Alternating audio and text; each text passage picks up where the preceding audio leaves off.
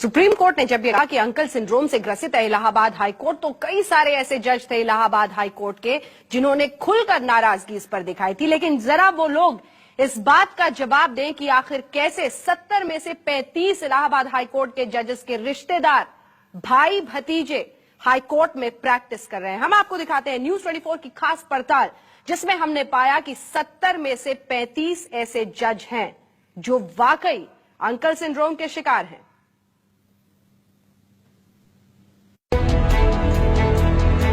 कुछ जजों के बेटे सगे संबंधी इसी कोर्ट में प्रैक्टिस कर रहे हैं। प्रैक्टिस शुरू करने के कुछ दिनों के भीतर ये लोग लाखों कमा लेते हैं। उनके भारी भरकम बैंक खाते हैं, लग्जरी कारें हैं, बड़ी बड़ी कोठियां हैं और वो लोग ऐशो आराम की जिंदगी बिता रहे हैं।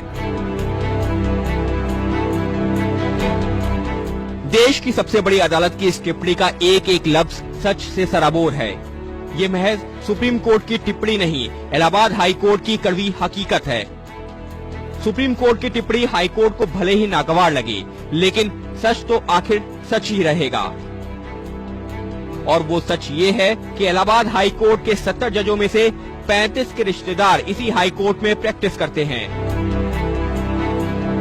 आइए हम आपका कुछ ऐसे जजों से परिचय करवाते हैं जिनका कोई ना कोई रिश्तेदार काला चोंगा पहनकर धड़ल्ले से कमाई कर रहा है।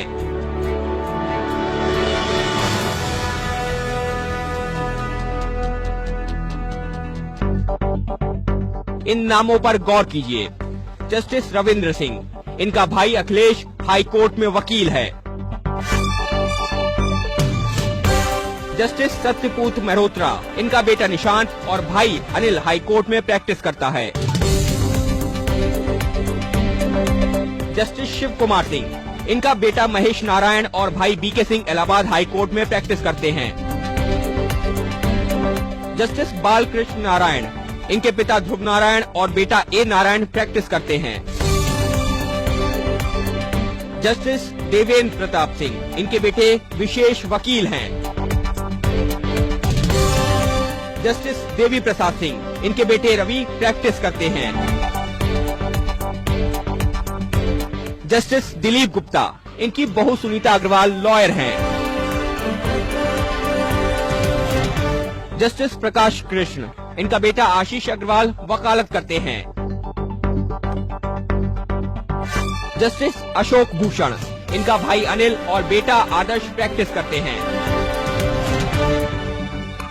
और जस्टिस राकेश शर्मा, जिनके फैसले पर जस्टिस काटजू ने टिप्पणी की थी, उनका बेटा शिवम भी इलाहाबाद हाई कोर्ट में ही प्रैक्टिस करता है।